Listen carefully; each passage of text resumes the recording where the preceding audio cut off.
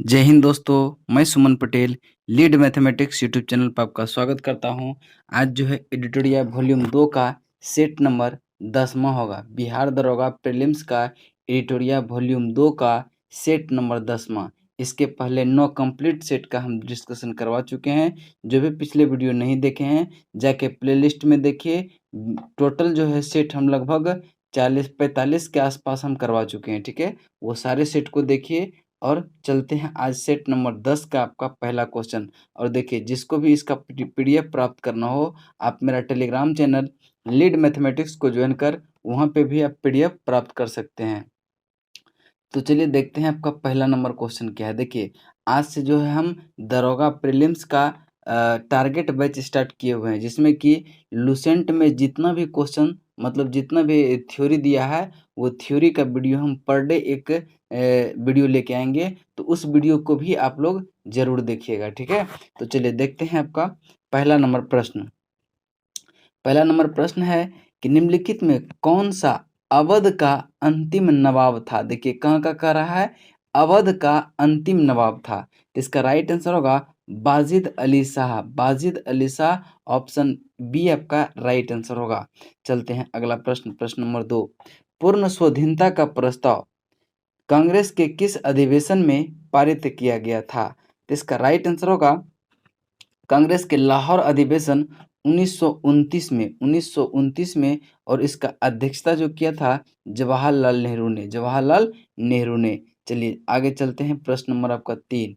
प्रश्न नंबर 3 है, कहता है कि बंगाल विभाजन की घोषणा के बाद, बंगाल विभाजन की घोषणा के बाद किसके द्वारा, ये किसके नेतृत्व में मुसलमानों का एक शिष्टमंडल वायसराय लॉर्ड मिंटो से मिला था। तो ये लॉर्ड मिंटो से कब मिला था, 1 अक्टूबर 1906 को शिमला में मिला था। तो ये आगा खां था। कौन था, आगा खां। इसका राइट आंसर होगा ऑप्शन नंबर सी।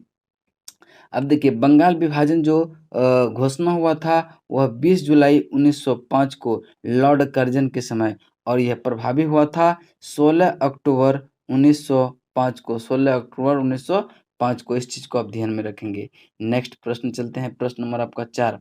कहता है कि हिंदुस्तान सोशलिस्ट रिपब्लिकन एसोसिएशन का गठन किस वर्ष किया गया था। देखिए, कह रहा है कि हिंदुस्तान सोशलिस्ट रिपब्लिकन एसोसिएशन का जो गठन हुआ था यह 1928 में हुआ था।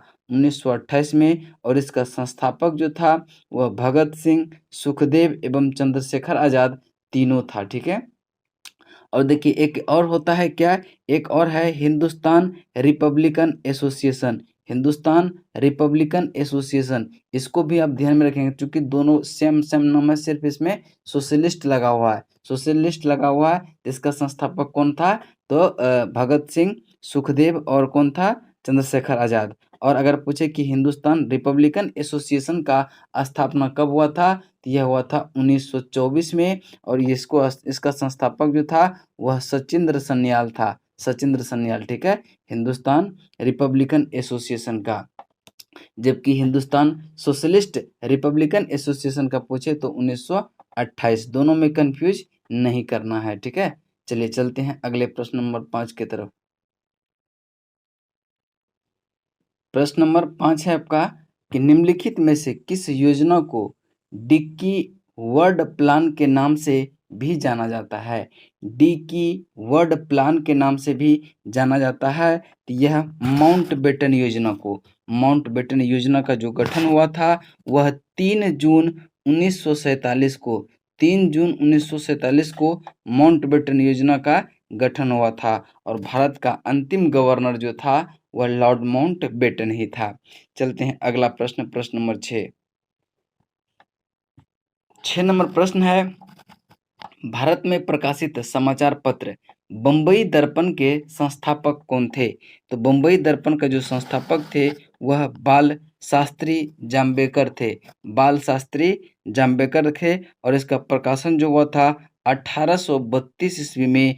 कहाँ से हुआ था, महाराष्ट्र से। और यह किस भाषा में हुआ था, मराठी भाषा में। मराठी भाषा में। देखिए, मार्समैन यह दिग्दर्शन का संस्थापक था। इसको ध्यान में रखिएगा, मार्समैन दिग्दर्शन का। ठीक है, चलिए चलते हैं अगला प्रश्न, प्रश्न नंबर आपका 7 7 नंबर प्रश्न है, कहता है कि प्रथम 3 आश्रम का उल्लेख किस उपनिषद में मिलता है?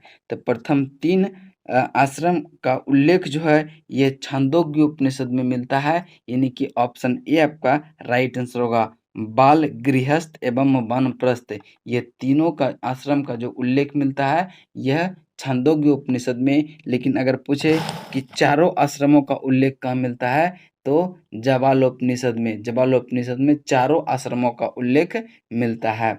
चलते हैं अगला प्रश्न, प्रश्न नंबर आपका 8 नंबर प्रश्न है, कहता है कि निम्नलिखित में कौन सा भारत में सबसे बड़ा हड़प्पा कालीन स्थल है? भारत में सबसे बड़ा हड़प्पा कालीन स्थल कौन सा है? यह राखीगढ़ी है। राखीगढ़ी आपका right answer option number B होगा। और राखीगढ़ी कहाँ का क्षेत्र है? यह हरियाणा के हिसार डिस्ट्रिक्ट का क्षेत्र है, जो कि 500 एकड़ में फैला हुआ है। 500 हेक्टेयर में फैला हुआ है। चलते हैं अगला प्रश्न, प्रश्न नंबर आपका 9। आर्यों के मूल निवास के संबंध में निम्नलिखित विद्वान का मत था कि इसका मूल निवास तिब्बत था। तो किसका मत था कि इसका निवास स्थान जो है तिब्बत में था? यह दयानंद सरस्वती का कथन था, ठीक है, कि आर्य का मूल निवास जो है वह तिब्बत में था। चलते हैं अगला प्रश्न, प्रश्न नंबर आपका 10। कह रहा है कि किस धर्म का यह मत है कि मोक्ष इस जीवन में भी संभव है, इसे प्राप्त करने के लिए मृत्यु आवश्यक नहीं है? तो यह कह रहा है कि किस धर्म का मत है? तो इसका राइट आंसर होगा बौद्ध धर्म का यह मत है कि मोक्ष इस जीवन में भी संभव है, इसे प्राप्त करने के लिए मृत्यु आवश्यक नहीं है। अगला प्रश्न चलते हैं, प्रश्न नंबर आपका 11। कहता है कि अशोक ने किस अभिलेख में स्वयं को सम्राट कहा? स्वयं को सम्राट कहा था, तो ये भाब्रू अभिलेख में कहा था। कौन सा अभिलेख में? भाब्रू अभिलेख में। चलते हैं अगला प्रश्न, प्रश्न नंबर आपका 12। कहता है कि दशावतार मंदिर का निर्माण किस काल में हुआ था? दशावतार मंदिर का निर्माण किस काल में हुआ था? इसका निर्माण जो हुआ था यह गुप्त काल में हुआ था। ऑप्शन ए आपका राइट आंसर होगा। और यह मंदिर जो स्थित है यह देवघर झांसी में, देवघर झांसी में यह मंदिर यानी दशावतार मंदिर कहाँ पे है? देवघर झांसी में अवस्थित है। चलते हैं अगला प्रश्न, प्रश्न नंबर आपका 13 नंबर प्रश्न है कि प्रसिद्ध शासक अमोघ वर्ष द्वारा कविराज मार्ग की रचना किस भाषा में की गई थी? इसका राइट आंसर होगा कन्नड़ भाषा में किया गया था। किस भाषा में? कन्नड़ भाषा में, ठीक है। और यह जैन धर्म, इसका ये शासक जो था वह जैन धर्म का अनुयायी था और यह 64 वर्षों तक शासन किया था। अगला प्रश्न है प्रश्न नंबर आपका 14। कह रहा है कि दिल्ली के सुल्तान ने दिल्ली के सुल्तान ने दिल्ली सल्तनत के किस सुल्तान ने शुद्ध अरबी सिक्के चलाए थे? तो कौन चलाए थे? तो इसका राइट आंसर होगा इल्तुतमिश। किसने? इल्तुतमिश, जो कि कोई ऑप्शन सही नहीं है, इसलिए राइट आंसर इसका ऑप्शन नंबर डी होगा। और इल्तुतमिश ने ही चांदी का टंका और तांबे का जीतल नामक सिक्का भी आरंभ किया था। किसने? इल्तुतमिश ने। इस क्वेश्चन को ध्यान में रखेंगे। चलते हैं अगला प्रश्न, प्रश्न नंबर आपका 15। कह रहा है कि निम्नलिखित में से किसने महाद्वीपीय विस्थापन का सिद्धांत दिया था? ये अल्फ्रेड वेगनर ने दिया था। किसने दिया था? अल्फ्रेड वेगनर ने दिया था। कब दिया था? यह 1912 में, 1912 में, ध्यान में रखेंगे। चलते हैं अगला प्रश्न, प्रश्न नंबर आपका 16। कहता है कि नागा अर्जुन सागर परियोजना किस नदी पर अवस्थित है? इसका राइट आंसर होगा कृष्णा नदी पर। किस राज्य में पूछे? तो आंध्र प्रदेश में। आंध्र प्रदेश में नागार्जुन सागर परियोजना अवस्थित है। अगला प्रश्न है कि बांग्लादेश के साथ कितने भारतीय राज्य सीमा साझा करते हैं? तो देखिए बांग्लादेश के साथ 5 राज्य जो है 5 भारतीय राज्य सीमा साझा करते हैं। तो इसका राइट आंसर होगा 5। कौन कौन सा है? पहला तो है पश्चिम बंगाल, दूसरा है असम, दूसरा क्या है? असम, तीसरा है मेघालय और चौथा त्रिपुरा और पांचवा जो है मिजोरम है। पांचवा मिजोरम है। इस चीज को ध्यान में रखेंगे। नेक्स्ट प्रश्न है प्रश्न नंबर आपका 18। कहते हैं कि जोहार घाटी किस भारतीय राज्य में अवस्थित है? जोहार घाटी यह उत्तराखंड में अवस्थित है। ऑप्शन बी आपका राइट आंसर होगा।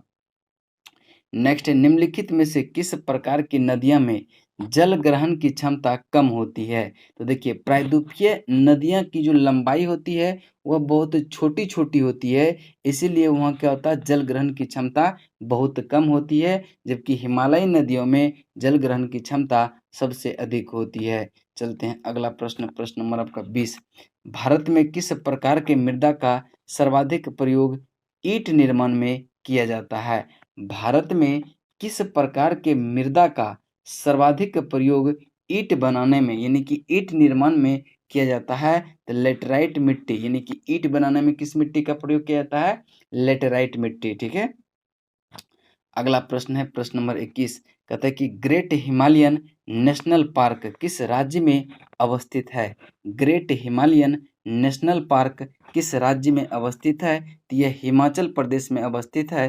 हिमाचल प्रदेश के कुल्लू क्षेत्र में, हिमाचल प्रदेश के कुल्लू क्षेत्र में, ध्यान में रखेंगे। ठीक है। और देखिए, यह जो है ग्रेट हिमालयन नेशनल पार्क, इसको 2014 में वर्ल्ड हेरिटेज में शामिल किया गया था। कब? 2014 में।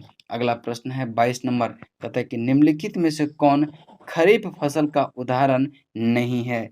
कौन खरीफ फसल का उदाहरण नहीं है? तो सरसों देखेंगे कि सरसों जो है आपका रबी फसल है, जबकि बाजरा, अरहर, ज्वार, बाजरा, अरहर, ज्वार ये सब क्या है आपका खरीफ फसल है। मक्का भी खरीफ फसल है, चावल भी खरीफ फसल है, और कपास भी आपका खरीफ फसल है। जबकि सरसों हो गया, गेहूं, चना, जौ ये सब क्या आपका रबी फसल हो जाता है। ठीक है। चलते हैं अगला प्रश्न, प्रश्न नंबर आपका 23। कहता है कि रेड सिंधी निम्नलिखित में से किसकी नस्ल है? तो रेड सिंधी जो है यह गाय की नस्ल है, और इस नस्ल वाला गाय जो है वह लाल होता है। किस रंग का होती है? लाल रंग का। ठीक है।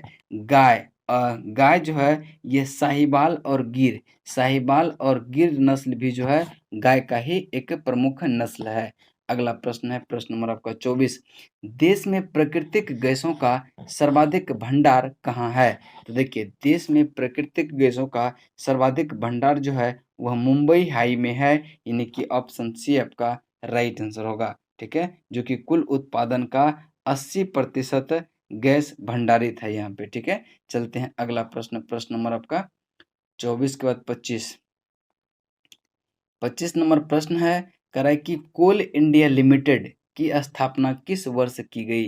कोल इंडिया लिमिटेड की स्थापना किस वर्ष किया गया? तो ये 1975 में, और इसका हेडक्वार्टर जो है वह नई दिल्ली में है। अब ये भी क्वेश्चन कभी कभी पूछ देता है कि कोल इंडिया को जो है महारत्न का दर्जा कब मिला था? तो 2011 में कोल इंडिया लिमिटेड को महारत्न का दर्जा मिला था। अगला प्रश्न है प्रश्न नंबर आपका 26। कह रहा है कि केंद्रीय राज्य संबंधों पर गठित पुंछी आयोग का गठन किस वर्ष किया गया था? तो पुंछी आयोग का जो गठन हुआ था वह 2007 में हुआ था, जबकि प्रशासनिक सुधार आयोग का गठन 1969 में हुआ था, और राजमन्नार आयोग का भी गठन जो है 1969 में ही हुआ था। एक और ध्यान में रखेंगे कि सरकारिया आयोग का गठन जो हुआ था 1983 में हुआ था, 1983 में हुआ था। चलिए अगला प्रश्न है प्रश्न नंबर आपका 27। भारतीय संविधान के किस अनुच्छेद के तहत राष्ट्रपति राज्यपाल की नियुक्ति करता है? इसका राइट आंसर होगा अनुच्छेद 155 के तहत। ऑप्शन बी आपका राइट आंसर होगा। और राज्यपाल जो है शपथ ग्रहण करता है अनुच्छेद 159 के तहत। और देखिए, राज्य का कार्यपालिका प्रधान कौन होता है? राज्यपाल होता है। नेक्स्ट प्रश्न चलते हैं, प्रश्न नंबर आपका 28। दोनों सदनों की संयुक्त बैठक की अध्यक्षता निम्नलिखित में से कौन करता है? देखिए, संयुक्त बैठक बुलाता राष्ट्रपति है, लेकिन इसकी अध्यक्षता लोकसभा अध्यक्ष ही करते हैं, यानी कि ऑप्शन बी। और किस अनुच्छेद के तहत? 118 के तहत जो है इसकी अध्यक्षता लोकसभा अध्यक्ष करेंगे। चलते हैं अगला प्रश्न, प्रश्न नंबर आपका 29। कहता है कि संसद के सत्रारंभ होने के बाद राष्ट्रपति द्वारा जारी अध्यादेश कितने समय के भीतर दोनों सदनों द्वारा अनिवार्य रूप से पारित किए जाना चाहिए? इसका राइट आंसर जो हो जाएगा वह 6 सप्ताह हो जाएगा, 6 सप्ताह, ठीक है। और राष्ट्रपति जो अध्यादेश जारी करता है किस अनुच्छेद के तहत, तो 1, 2, 3 यानी 123 के तहत जो है राष्ट्रपति अध्यादेश जारी करता है। अगला प्रश्न चलते हैं, प्रश्न नंबर आपका 30। सरकार की संघीय व्यवस्था भारतीय संविधान में किस देश के संविधान से लिया गया है? देखिए, संघीय व्यवस्था हो गया, केंद्र के पास अवशिष्ट शक्तियां हो गया, ये सारे कनाडा से लिया गया है, यानी कि ऑप्शन सी आपका राइट आंसर होगा। अगला प्रश्न है, प्रश्न नंबर आपका 31। किस अधिनियम के अंतर्गत भारत में अप्रत्यक्ष चुनाव प्रणाली की शुरुआत किया गया? अप्रत्यक्ष चुनाव का प्रारंभ प्रणाली का शुरुआत किया गया था भारत परिषद अधिनियम 1892, यानी कि आपका right answer option number C हो जाएगा। चलते हैं अगला प्रश्न, प्रश्न नंबर आपका 32। संविधान सभा द्वारा गठित संचालन समिति के अध्यक्ष निम्नलिखित में से कौन थे? तो इसका राइट आंसर जो हो जाएगा वह कौन सा हो जाएगा? कह रहा है कि संविधान सभा द्वारा गठित, यानी कि संविधान सभा का जो गठन हुआ था वह कब हुआ था? 9 दिसंबर 1946। कह रहा है कि इसी में संचालन समिति के अध्यक्ष कौन थे? देखिए, संचालन समिति के अध्यक्ष डॉक्टर राजेंद्र प्रसाद थे और नियम समिति के भी अध्यक्ष डॉक्टर राजेंद्र प्रसाद थे। जबकि जवाहरलाल नेहरू संघ शक्ति समिति के अध्यक्ष थे और सरदार वल्लभ भाई पटेल जो थे वह मौलिक अधिकारों एवं अल्पसंख्यकों संबंधी परामर्श समिति के जो अध्यक्ष थे वह सरदार वल्लभ भाई पटेल थे और प्रारूप समिति के अध्यक्ष जो थे वह बी आर अम्बेडकर थे, बी आर अम्बेडकर थे। चलते हैं अगला प्रश्न, प्रश्न नंबर आपका 33 नंबर प्रश्न है। कह रहा है कि किस संविधान संशोधन के द्वारा यह प्रावधान किया गया कि मंत्रिपरिषद में मंत्रियों की संख्या प्रधानमंत्री को शामिल करके कुल संख्या का 15% से अधिक नहीं होना चाहिए। यह कह रहा है कि किस संविधान संशोधन में यह प्रावधान किया गया था? तो यह 51वां संविधान संशोधन 2003 द्वारा यह प्रावधान किया गया कि मंत्रिपरिषद में मंत्रियों की संख्या प्रधानमंत्री सहित मतलब कि 15% से अधिक नहीं होनी चाहिए, ठीक है, कुल संख्या का 15%। नेक्स्ट है कि भारत के नियंत्रक एवं महालेखा परीक्षक से संबंधित उपबंध का वर्णन संविधान के किस भाग में है? अगर भाग का बात करें तो भाग 5 में, जो कि अनुच्छेद 148 से 151 के बीच है, अनुच्छेद 148 से लेके 151 के बीच। चलते हैं अगला प्रश्न, प्रश्न नंबर है 35। कहता है कि पंचायत चुनाव में निर्वाचित होने के लिए न्यूनतम आयु कितनी निर्धारित की गई है? तो पंचायत चुनाव में निर्वाचित होने के लिए न्यूनतम आयु 21 वर्ष निर्धारित किया गया है और इसका कार्यकाल जो रहता है वह 5 वर्षों का रहता है, 5 वर्षों का। नेक्स्ट है कि प्रथम राज्यसभा आयोग का गठन किस वर्ष किया गया? प्रथम राजभाषा, ठीक है, देखिए कह रहा है कि राजभाषा का आयोग का गठन जो हुआ था यह 1955 में हुआ था। और देखिए, राजभाषा का वर्णन जो है किस अनुच्छेद में मिलता है? 343 में, जो कि राजभाषा क्या बताया गया है? हिंदी, और इसकी लिपि देवनागरी बताया गया है। और यह किसकी अध्यक्षता में राजभाषा आयोग का गठन हुआ था? तो बीजे खरे के अध्यक्षता में, बीजे खरे के अध्यक्षता में, ठीक है। अगला प्रश्न है, प्रश्न नंबर आपका 37। समाचार पत्र निम्नलिखित में से किस सूची के अंतर्गत आते हैं? समाचार पत्र जो है यह समवर्ती सूची के अंतर्गत आते हैं और शिक्षा भी जो है समवर्ती सूची के अंतर्गत आता है, वन भी जो है यह भी समवर्ती सूची के अंतर्गत आता है। अगला प्रश्न है कि निम्नलिखित में कौन सी पुस्तक प्रेमचंद्र द्वारा नहीं लिखी गई है? तो देखिए, प्रेमचंद्र द्वारा, देखिए रंगभूमि हो गया, निर्मला और गोदान, रंगभूमि, निर्मला और गोदान, ये तीनों क्या है आपका? प्रेमचंद्र के द्वारा लिखा गया है। लेकिन यशोधरा जो है यह मैथिली शरण गुप्त के द्वारा लिखा गया है। नेक्स्ट प्रश्न है, प्रश्न नंबर आपका 39 नंबर प्रश्न है। कहता है कि राष्ट्रीय पंचायती राज दिवस प्रतिवर्ष किस तिथि को मनाया जाता है? राष्ट्रीय पंचायती राज दिवस प्रतिवर्ष किस तिथि को मनाया जाता है? तो यह 24 अप्रैल को मनाया जाता है राष्ट्रीय पंचायती राज दिवस। और 18 अप्रैल को विश्व विरासत दिवस मनाया जाता है। विश्व विरासत दिवस 18 मई को। चलते हैं अगले प्रश्न की तरफ। कराए कि अमजद अली खान का संबंध किस वाद्य यंत्र से है? तो इसका राइट आंसर होगा सरोद से है। ऑप्शन डी आपका राइट आंसर होगा। अगला प्रश्न है प्रश्न नंबर आपका 41। प्रश्न नंबर 41 है, कह रहा है कि ग्रे बुक जो है किस देश के सरकारी रिपोर्ट प्रकाशन दस्तावेज है? तो इसका राइट आंसर होगा बेल्जियम और जापान का, यानी कि बी और सी दोनों आपका राइट आंसर होगा। Option number D. नेक्स्ट है कि स्वर्णिम पैगोडा का देश किसे कहा जाता है? स्वर्णिम पैगोडा का देश म्यांमार को कहा जाता है। ऑप्शन बी आपका राइट आंसर होगा। अगला प्रश्न है, भारतीय वन प्रबंधन संस्थान का मुख्यालय कहाँ स्थित है? भारतीय वन प्रबंधन संस्थान का मुख्यालय कहाँ स्थित है? इसका राइट आंसर होगा भोपाल में। लेकिन अगर पूछे कि भारतीय वन्य जीव अनुसंधान संस्थान, तो यह देहरादून में है। कहाँ पे है?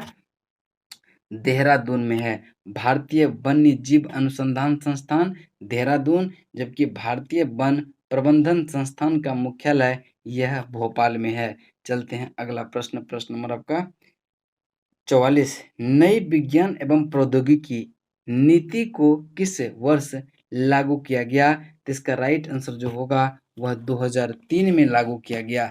2003 में। और इसका उद्देश्य क्या था? कि विज्ञान तथा प्रौद्योगिकी की भावी कार्यक्रमों की रूपरेखा तैयार करना। अगला प्रश्न चलते हैं प्रश्न नंबर आपका 45। कहता है कि अंतर्राष्ट्रीय आपराधिक पुलिस संगठन इंटरपोल का गठन कब किया गया, यानी किस वर्ष किया गया? इसका स्थापना जो किया गया था 1923 में। और इसका मुख्यालय जो है लियोन्स में है। कहाँ पे है? लियोन्स में है। और लियोन्स जो है यह फ्रांस में है। कहाँ पे है? फ्रांस में। लियोन्स फ्रांस में, यानी कि अंतर्राष्ट्रीय आपराधिक पुलिस संगठन इंटरपोल का मुख्यालय लियोन्स फ्रांस में है। और इसकी स्थापना 1923 में हुआ था। अगला प्रश्न है प्रश्न नंबर 46। कहता है कि 6 प्रमुख बैंकों का राष्ट्रीयकरण किस पंचवर्षीय योजना के दौरान किया गया था? तो इसका राइट आंसर जो होगा वह छठी पंचवर्षीय योजना 1980 के ईस्वी तक में। ठीक है। और देखिए अगर पूछे कि 14 प्रमुख बैंकों का राष्ट्रीयकरण जो किया गया था वह 1969 के दौरान किया गया था। 1969 के दौरान। ठीक है। चलते हैं अगला प्रश्न, प्रश्न नंबर आपका 47। कहता है कि भारत में योजना आयोग का गठन किस समिति के सिफारिश पर किया गया था? तो भारत में योजना आयोग का जो गठन हुआ था वह केसी नियोगी की सिफारिश पर कब हुआ था? 15 मार्च 1950 को। 15 मार्च 1950 को इसका गठन हुआ था। ठीक है। और वर्तमान में यह योजना आयोग के स्थान पर क्या हो गया? नीति आयोग, जो कि 2015 से कार्यरत है। चलते हैं अगला प्रश्न, प्रश्न नंबर 48। निम्नलिखित में से कौन अप्रत्यक्ष कर के उदाहरण है? देखिए सेवा कर, बिक्री कर, सीमा शुल्क और उत्पाद शुल्क, ये सब जो है अप्रत्यक्ष कर का उदाहरण है। यानी कि उपरोक्त में से सभी आपका राइट आंसर हो जाएगा। अगला प्रश्न चलते हैं प्रश्न नंबर आपका 49। कहता है कि मनरेगा योजना को पहले चरण में देश के कुल कितने जिलों में लागू किया गया है? तो देश के कुल 200 जिलों में लागू किया गया है। और देखिए मनरेगा की शुरुआत जो है 2006 में हुआ था। उस समय यह नरेगा के नाम से जाना जाता था, जबकि 2009 में इसका नाम बदलकर मनरेगा कर दिया गया। मनरेगा कर दिया गया। चलते हैं अगला प्रश्न, प्रश्न नंबर आपका 50 नंबर प्रश्न है। कहता है कि यदि किसी अर्थव्यवस्था में अच्छी और बुरी मुद्राएं एक साथ प्रचलन में हो, कह रहा है कि यदि किसी अर्थव्यवस्था में अच्छी और बुरी मुद्राएं एक साथ प्रचलन में हो तो बुरी मुद्रा अच्छी मुद्रा को प्रचलन से बाहर कर देती है। यह कौन सा नियम कहता है? तो यह ग्रेसर का नियम कहता है। यानी कि ऑप्शन बी आपका राइट आंसर होगा। नेक्स्ट है कि पर्यावरण से संबंधित प्रसिद्ध मॉन्ट्रियल प्रोटोकॉल, मॉन्ट्रियल समझौता किस वर्ष किया गया था? तो इसका राइट आंसर जो होगा 1987 में। और मॉन्ट्रियल शहर जो है यह कनाडा में पड़ता है। और मॉन्ट्रियल प्रोटोकॉल जो हुआ था यह किससे संबंधित था? ओजोन परत संरक्षण से। ठीक है, इस चीज को ध्यान में रखेंगे। नेक्स्ट है कि निम्नलिखित में से कौन ग्रीन हाउस गैस का उदाहरण नहीं है? देखिए मीथेन, मीथेन जो है, और नाइट्रस ऑक्साइड और कार्बन डाइऑक्साइड, क्लोरोफ्लोरोकार्बन, ये सारे क्या है आपका ग्रीन हाउस गैस का उदाहरण है, जबकि कार्बन मोनोऑक्साइड इसका उदाहरण नहीं है, यानी कि ऑप्शन सी आपका राइट आंसर होगा। अगला प्रश्न है कि जैव मंडलीय सुरक्षित क्षेत्र, जैव मंडलीय सुरक्षित क्षेत्र सिमलीपाल किस राज्य में है, स्थित है? तो सिमलीपाल जो है यह उड़ीसा में है। कहाँ पे है? उड़ीसा में। और अगर पूछे कि नीलगिरी कहाँ पे है? नीलगिरी तमिलनाडु में, नंदा देवी उत्तराखंड में, मानस असम में, और सुंदरबन पश्चिम बंगाल में पड़ता है। अगला प्रश्न है निम्न में से कौन दुर्लभ जातियां के उदाहरण है? कौन दुर्लभ जातियां के उदाहरण है? तो इसका राइट आंसर जो हो जाएगा हिम चीता हो जाएगा। हिम चीता और शुतुरमुर्ग दोनों जो है दुर्लभ जाति में आते हैं। अगला प्रश्न है प्रश्न नंबर आपका 55, कहता है कि राष्ट्रीय सुदूर संवेदन एजेंसी का मुख्यालय कहाँ है? राष्ट्रीय सुदूर संवेदन एजेंसी का मुख्यालय कहाँ है? तो इसका राइट आंसर होगा हैदराबाद में। और इसकी स्थापना 1974 में किया गया था, 1974 में। अगला प्रश्न है प्रश्न नंबर आपका 56, कहता है कि कोणीय संवेग की बीमा निम्नलिखित में से क्या है? तो कोणीय संवेग का जो एसआई मात्रक होता है केजी मीटर स्क्वायर पर सेकेंड होता है। तो पर सेकेंड यानी टाइम पे इन्वर्स चल जाएगा, तो एम एल टी एम, देखिए एम से हो गया मास केजी, और L2 क्या है कि m स्क्वायर है, तो L2T-1, तो इसका राइट आंसर होगा ML2T-1, यानी कि ऑप्शन ए आपका राइट आंसर होगा। अगला प्रश्न कहता है कि निम्नलिखित में से कौन सा एक सदिश राशि नहीं है, यानी कि वह अदिश राशि है? तो अदिश राशि कौन सी है? तो इसका राइट आंसर जो हो जाएगा वह कौन सा हो जाएगा? विद्युत धारिता, इसका क्या है? अदिश राशि है। बाकी बलाघूर्ण हो गया, बल और चुंबकीय क्षेत्र, ये सब सदिश राशि है। इसका राइट आंसर होगा विद्युत धारिता। और विद्युत धारिता का एसआई मात्रक फैराडे होता है। क्या होता है? फैराड होता है। चलते हैं अगले प्रश्न की तरफ। प्रश्न नंबर आपका 58, कहता है कि यदि पृथ्वी की वर्तमान घूर्णन गति बढ़ा दी जाए, यदि पृथ्वी की वर्तमान घूर्णन गति बढ़ा दिया जाए तो विषुवत रेखा पर गुरुत्वीय त्वरण का मान क्या हो जाएगा? घट जाएगा, यानी कि ऑप्शन बी आपका ए आपका राइट आंसर होगा। अगला प्रश्न है 59 नंबर प्रश्न को ध्यान से पढ़ेंगे। कह रहा है कि प्रकाश के एक माध्यम से दूसरे माध्यम में जाने पर निम्नलिखित में से क्या नहीं बदलता है? देखिए तरंगदैर्घ्य और वेग ये दोनों चेंज हो जाता है, लेकिन आवृत्ति चेंज नहीं होता है। तो इसका राइट आंसर जो होगा वह आवृत्ति हो जाएगा, ऑप्शन बी। अगला प्रश्न है प्रश्न नंबर आपका 60, कहता है कि डूबते हुए सूर्य का लाल दिखाई देना प्रकाश के किस परिघटना से संबंधित है? तो यह आपका प्रकीर्णन से संबंधित है, ऑप्शन सी आपका राइट आंसर होगा। अब देखिए कह रहा है कि हीरा में कौन सा प्रसंस्करण पाया जाता है? तो हीरा में जो है sp3 प्रसंस्करण पाया जाता है, जबकि ग्रेफाइट में sp2 प्रसंस्करण पाया जाता है। अगला प्रश्न है प्रश्न नंबर 62, निम्नलिखित में से किसका उपयोग खाना बनाने वाले बर्तनों में न चिपकने वाली परत चढ़ाने में किया जाता है? तो टेफ्लॉन का, किसका? टेफ्लॉन। यह पदार्थ जो है थर्मोप्लास्टिक है। क्या है? थर्मोप्लास्टिक है। अगला प्रश्न है 63, निम्नलिखित में से किसका कारण कांच का रंग लाल हो जाता है? किसके कारण जो है कांच का रंग लाल हो जाता है? तो ये मैग्नीज ऑक्साइड के कारण जो है कांच का रंग जो है लाल हो जाता है। जबकि अगर कोबाल्ट ऑक्साइड उसमें मिलाते हैं तो गहरा नीला हो जाता है, फेरस ऑक्साइड मिलाते हैं तो हरा हो जाता है। इस चीज को आप ध्यान में रखेंगे। लोहे का सबसे शुद्धतम रूप होता है, तो लोहे का सबसे शुद्धतम रूप जो होता है वह पिटवा लोहा होता है। कौन सा होता है? पिटवा लोहा होता है। चिली साल्ट पीटर का रासायनिक नाम क्या है? चिली साल्ट पीटर का रासायनिक नाम NaNO3 है और KNO3 को कहते हैं पोटेशियम नाइट्रेट और K2CO3 को बोलते हैं पोटेशियम कार्बोनेट। पोटेशियम कार्बोनेट और NaCl तो साधारण नमक है। नेक्स्ट प्रश्न है प्रश्न नंबर आपका 66। अमरबेल निम्नलिखित में से किसका उदाहरण है? तो अमरबेल जो है यह परजीवी का उदाहरण है। ऑप्शन डी आपका राइट आंसर होगा। अगला प्रश्न है कि पादपों में जल का परिवहन होता है। पादपों में जल का परिवहन होता है जाइलम के द्वारा। जल का परिवहन जाइलम के द्वारा। मेढक निम्नलिखित में से किसके द्वारा शोषण करते हैं? तो मेढक जो है फेफड़ा से भी सांस लेता है और त्वचा से भी, यानी दोनों से। बी और सी आपका दोनों सही हो जाएगा। Option number D. Option number D. चलते हैं अगला प्रश्न। प्रश्न नंबर आपका 69।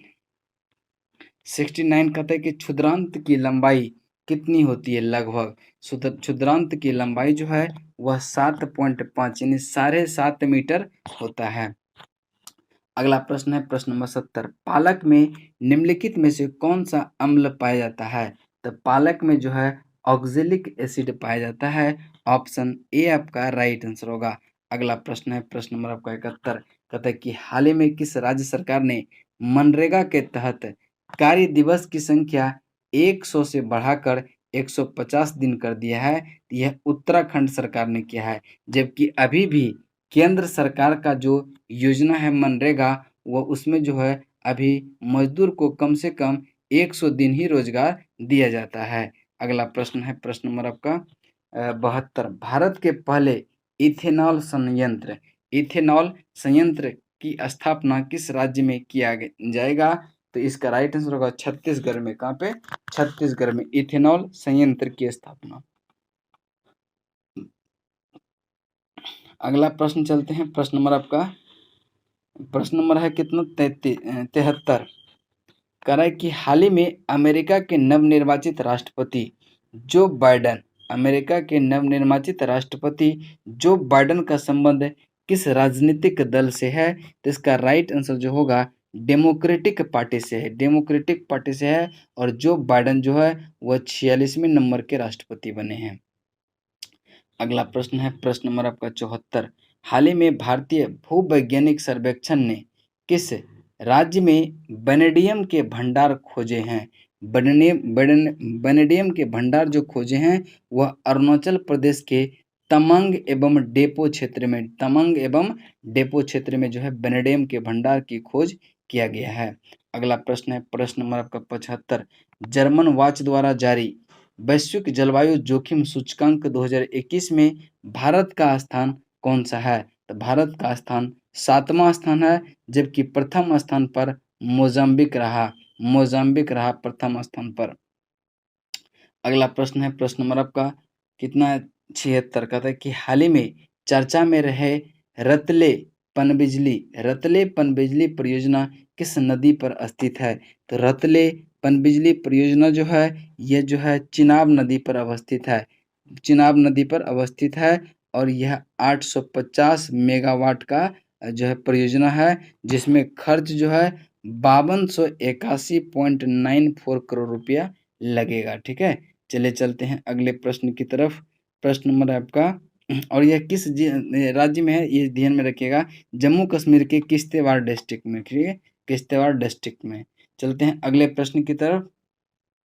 भारतीय सेना के मेजर अनूप मिश्र ने दुनिया की पहली सार्वजनिक बुलेट प्रूफ जैकेट विकसित किया है, जिसका नाम क्या है? जिसका नाम शक्ति रखा है। और इस जैकेट की जो खासियत है वह यह है कि महिला पुरुष कोई भी इसको पहन सकता है। चलते हैं अगले प्रश्न की तरफ। प्रश्न नंबर आपका 78 नंबर प्रश्न को ध्यान से पढ़ेंगे। कह रहा है कि हाल ही में प्रकाशित पुस्तक by many A happy accident recollections of A life के लेखक कौन है? तो इसका राइट आंसर होगा मोहम्मद हामिद अंसारी जो है 2007 से लेके 2017 तक भारत के लगातार 2 बार उपराष्ट्रपति के पद पर रहे हैं।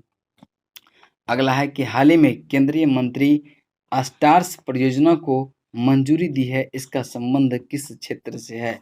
तो स्टार्स परियोजना का जो संबंध है वह शिक्षा के क्षेत्र से है, यानी कि आपका ऑप्शन ए है। कुछ देखिए इसमें जो है कुल 6 राज्य इसके दायरे में आएंगे। कौन कौन आएंगे भाई? तो एचपी यानी कि हिमाचल प्रदेश, राजस्थान, महाराष्ट्र, मध्य प्रदेश, केरल और उड़ीसा आएंगे इसके दायरे में।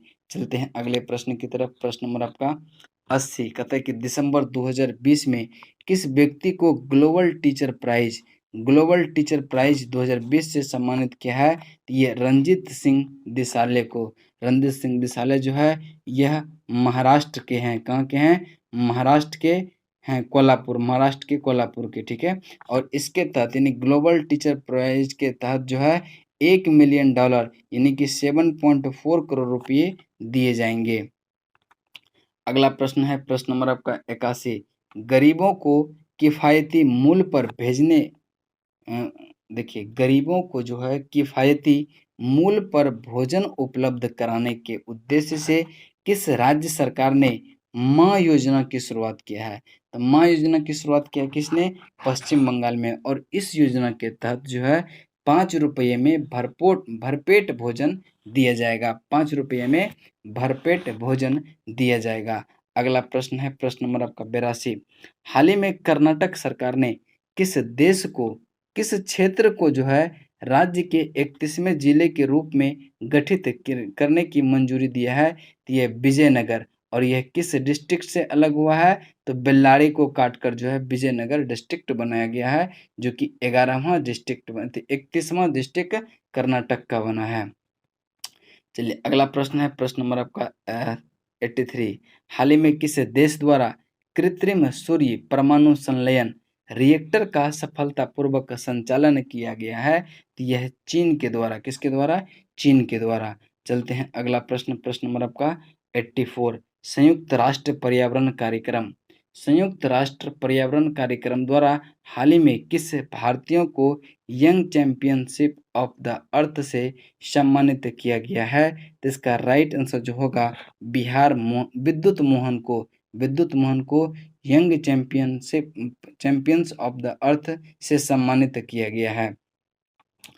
अगला प्रश्न है कहता है कि हाल ही में अंतर्राष्ट्रीय क्रिकेट में सबसे तेज 22,000 रन बनाने वाले बल्लेबाज कौन बने? तो इसका राइट आंसर जो होगा विराट कोहली। कौन बना है? विराट कोहली। इन्होंने अपना 462वीं पारी में यह मुकाम हासिल किया है। चलते हैं अगले प्रश्न की तरफ। कह रहा है कि हाल ही में किस व्यक्ति को लोकसभा के महासचिव के रूप में नियुक्त किया गया है? तो उत्पल कुमार सिंह। और लोकसभा अध्यक्ष भी कौन है? तो ओम बिरला है। ठीक है। चलते हैं अगला प्रश्न प्रश्न नंबर आपका 87। कह रहा है कि हाल ही में तसोकर आर्द्रभूमि परिसर को अंतर्राष्ट्रीय महत्व के रामसर स्थल सूची में शामिल किया गया है। यह किस राज्य या केंद्र शासित प्रदेश में है? देखिए तसोकर झील है जो यह कहाँ पे है? लद्दाख में पड़ता है। Option B. चलते हैं अगला प्रश्न की तरफ। कह रहा है कि विश्व एड्स दिवस 2020 का जो थीम था वह क्या था? तो विश्व एड्स दिवस मनाया जाता है 1 दिसंबर को और इसका थीम 2020 का था ending the HIV AIDS epidemic resilience and impact. आपका राइट आंसर होगा ऑप्शन नंबर ए। चलते हैं अगला प्रश्न की तरफ। प्रश्न नंबर आपका 89। कह रहा है कि वर्ष 2020 का मान बुकर पुरस्कार किसे प्रदान किया गया है? तो यह डगलस स्टुअर्ट को दिया गया है, जो कि आपका स्कॉटलैंड के लेखक है। और इसको किस उपन्यास के लिए मिला है? सग्गी बैन के लिए, ठीक है। चलते हैं अगला प्रश्न कर रहा है कि 13वां पुरुष एक दिवसीय क्रिकेट विश्व कप 2023 में किस देश में आयोजित किया जाएगा? तो ये अपना भारत में किया जाएगा। 13वां पुरुष एक दिवसीय क्रिकेट विश्व कप 2023 में किस देश में आयोजित किया जाएगा? तो यह भारत में किया जाएगा। चलते हैं अगला प्रश्न प्रश्न नंबर आपका 91। कह रहा है कि हाल ही में किस राज्य सरकार ने अपने राज्य के लोगों के लिए सरकारी नौकरी में 100% सीटों को आरक्षित कर दिया गया है। तो 100% सीटों को आरक्षित किया है मध्य प्रदेश ने। ऑप्शन सी आपका राइट आंसर होगा।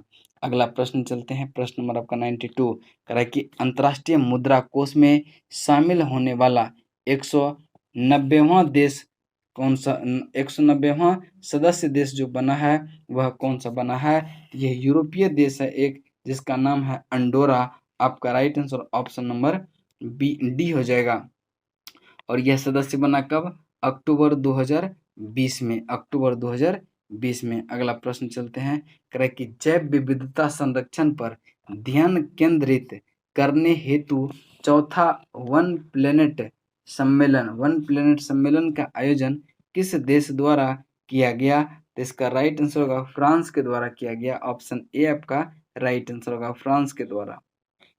नेक्स्ट क्वेश्चन है 94।